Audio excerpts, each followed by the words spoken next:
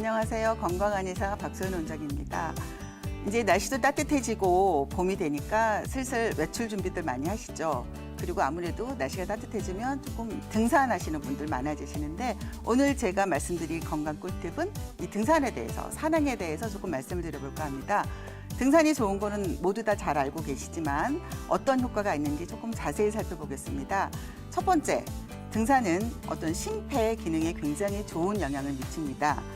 심혈관과 폐 기능이 약하신 분들은 등산을 통해서 좀 심폐 기능을 좀 증가할 수 있는 그런 좀 효능을 기대할 수가 있고요.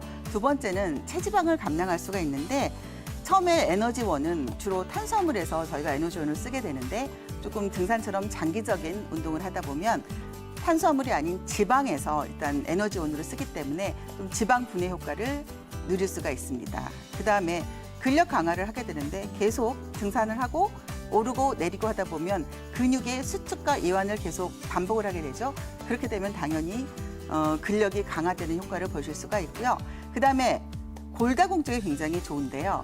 사람은 많이 이렇게 걷다 보면은 뼈에 물리적인 압박이 가해져요. 그러면 오히려 뼈는 자기를 지키기 위해서 조골세포라는 어떤 그런 뼈를 만드는 세포가 활성화가 된다고 하니까 일단 뼈 건강에도 굉장히 등산이 좀 도움이 되고요.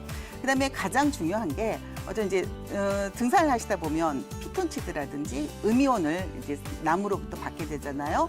그럼 이런 피톤치드나 음이온으로 인해서 스트레스가 해소가 되고 혹시 우울증이 계신 분들은 굉장히 좀 도움을 받으실 수가 있습니다.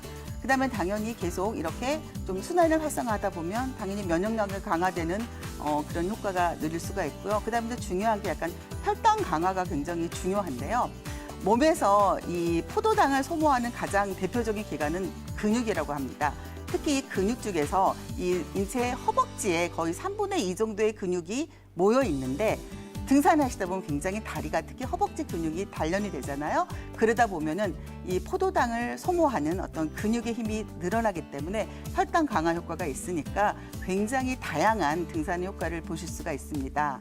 그러면 산행이 가장 적합한 사람은 어떤 사람은 조금 알아보면 금방 말씀드린 대로 굉장히 혈당 강화에 좋기 때문에 당뇨병 환자한테 굉장히 중요한데 단 당뇨병 환자라도 식사 후에 한두 시간쯤 후에 등산을 시작을 하셔야 되는 게 갑자기 공복 상태에서 올라가면 저혈당이라는 굉장히 위험한 상황에 이를 수 있기 때문에 꼭 식사를 하고 나서 한두 시간쯤 있다가 혈당이 100 이상인 경우에 하셔야지 갑자기 혈당이 100 이하로 떨어진 상태에서 잘못해서 준비 없이 올라가시다가는 큰일을 좀 만나실 수 있기 때문에 주의를 하셔야 되고 두 번째로 굉장히 골밀도의 이 조골세포를 자극을 하기 때문에 골다공증, 가벼운 심한 골다공증은 좀 이렇게 골절의 위험이 있기 때문에 조금 제한을 하신 대신에 약간의 골 감소증이 생기기 시작한 갱년기 여성들한테 굉장히 조금 권하는 게 등산이 되겠고요.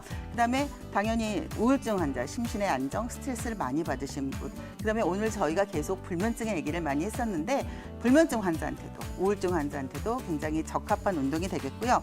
대신에 좀 산행이 좀 독이 되는 사람은 꼭 주의를 하셔야 되는데 너무 허리가 심하게 아프다거나 아니면 심한 퇴행성 관절염이 가지신 분들은 하시면 안 되고 그다음에 또 특히 조심하실 분은 빈맥이라 그래서 1분에 100회 이상의 빈맥을 가지신 분이 그게 심실성이 원인이 되신 분들은 조심하셔야 되고 특히 심근경색으로 약간 스테트 삽입을 1년 이내에 하시는 분들은 절대 혼자 산행하시면 안 되고 혹시 산행을 하시더라도 꼭 동반자와 함께 서서히 이야기를 할 때 숨이 차지 않을 정도로 가볍게 하시는 거 반드시 주의하셔야 됩니다.